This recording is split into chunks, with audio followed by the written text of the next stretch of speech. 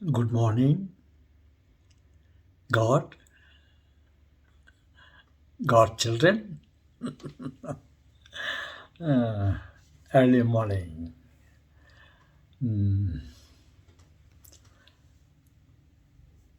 தாத்தா, நீங்கள் ஏதாவது ஒரு புதுசாக ஏதாவது பார்த்தீங்களா தாத்தா? புதுசாவா? சொல்கிறாங்களே. புதுசாக என்னுடைய கற்பனையில் ஒரு காட்சியை கண்டேன். அது என்னவென்றால், பாவ மனிதன், பழைய மனிதன், இறைவன்.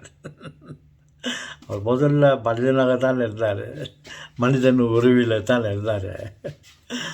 அந்த கடவுளே ஒரு இடத்துல இருந்தார். என்னுடைய கற்பனை ஒரு காட்சியை கண்டேன். அந்த கடவுள் மேலே பல லட்சக்கணக்கான பூச்சிகள் பூச்சிகள், உயிரினங்கள், பல விதமான எவ்வளோன்னு கேட்டால் இந்த ஸ்டார்ஸ் நட்சத்திரங்கள்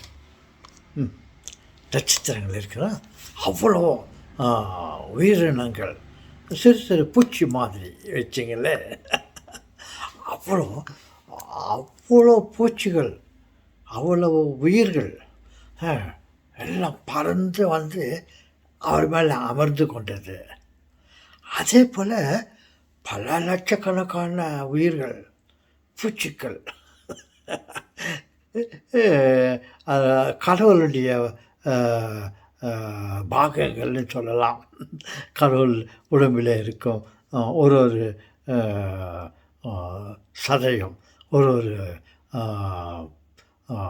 ஒரு உடல் உறுப்பும் ஒரு பூச்சிகள் மாதிரி பல கோடிக்கணக்கான பூச்சிகள் வந்து வந்து அவர் மேலே வந்து அமர்ந்து கொண்டன. அதே மாதிரி பல கோடி லட்சங்கள் கோடி பல கோடிக்கணக்கான பூச்சிகள் இங்கேருந்து அவர் உடம்புலேருந்து பறந்து செல்றது. அதே மாதிரி பல லட்சம் பல கோடி பூச்சிகள் அவர் மேலே வந்து உக்காந்துது. இங்கேருந்து போகுது, அங்கே வருது, எல்லாம் டேஷ் அவரை மாதிரி ரொம்ப பிஸியாக போகுதுங்க, இப்போ பிஸியாக வருதுங்க. என்னடான்னு பார்த்தா இந்த உலகத்தில் பிரபஞ்ச இதில் உலகத்தில் கடவுள் படைப்பில் அத்தனை விதமான மனிதர்கள், உயிரினங்கள் பிறக்கின்றன. பல கோடி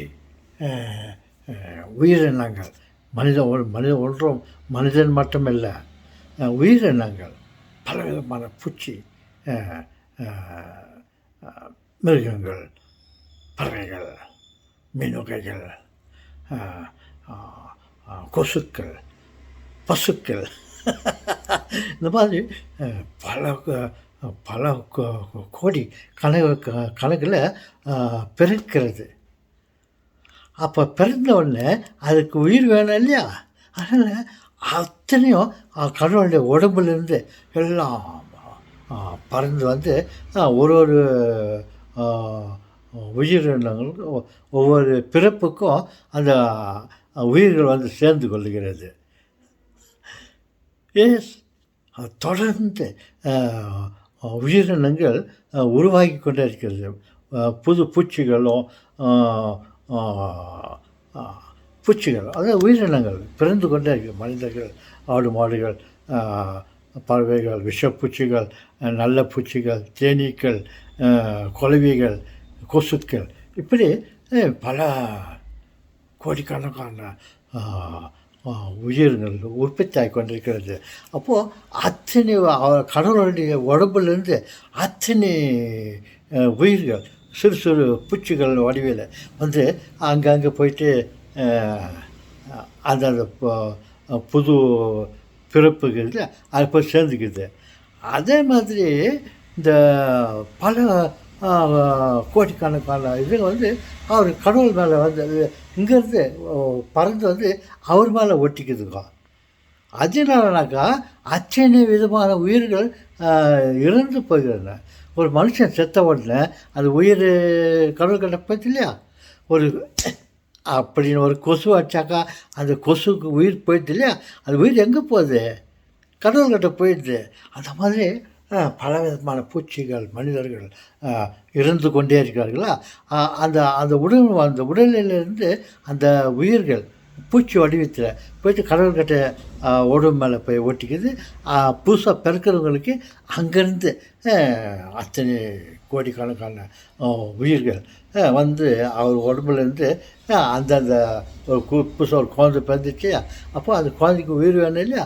அப்போது அதுலேருந்து கடவுள்கிட்டேருந்து ஒரு உயிர் ஒரு பூச்சி மாதிரி வந்து இந்த குழந்தைக்கு சேர்ந்துக்குது.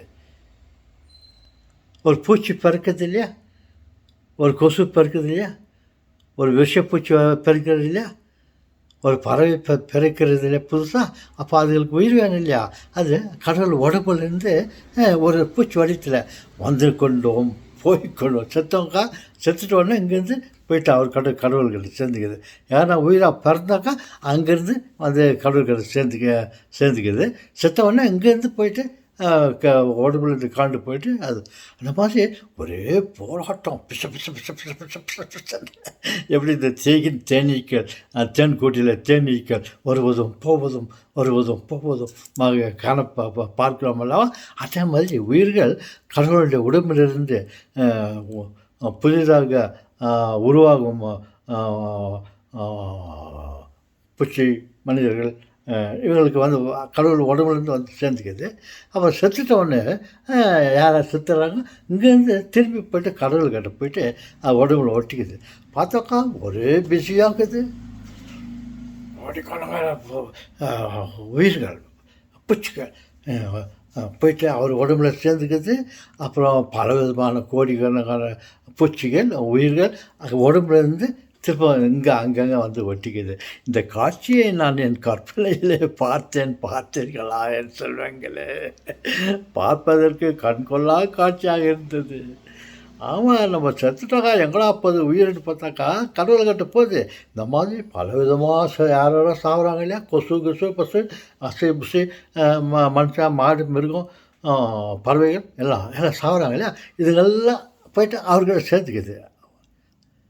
யார் பிறக்கிறாங்களோ அதுக்கு அவர்கிட்டேருந்து எல்லாம் அங்கங்கே வந்து ஒட்டிக்குது. போவதும் வருவதுமாக ஒரே பிஸியாக இருக்கிறது கடவுள் பொறுப்பு. தாத்தா, இந்த உயிர்கள் போவதும் வருவதை நீங்கள் பார்த்தீர்களா? ஆம் செல்வங்களே, என்னுடைய கற்பனையிலே பார்த்தேன். பல கோடிக்கணக்கான பூச்சிகள் உயிர்கள் உலகத்திலேருந்து கடவுள் பட்டு சேர்ந்துக்குது. அதே மாதிரி பல கோடிக்கணக்கான பூச்சிகள் அங்கேருந்து புதுசாக பிறக்கிறார்கள் அல்லவா? அவர்களிடம் செய்யுது. வருவதும் போவதுமாக ஒரே கொண்டாட்டம். எப்படி ஒன்று எனக்கு நல்ல பொழுது போச்சு என் செல்வங்களே. இந்த காட்சியை என் கற்பனையின் மூலியமாக பார்த்தேன். ஓகே, நீங்கள் பார்த்தீங்களா? நீங்கள் அதை பற்றி யோசித்து கூட இருக்க மாட்டீங்க. அதை நான் என்னுடைய கற்பனையை உங்களிடம் பரிமாறிக்கொள்கிறேன். ஓகே, மீண்டும் ஏதாவது புதிதாக நான் கற்பனைத்தால் ஏதாவது யோசித்தால் அது உங்களை பற்றி சொல்லுகிறேன். டிடிங்.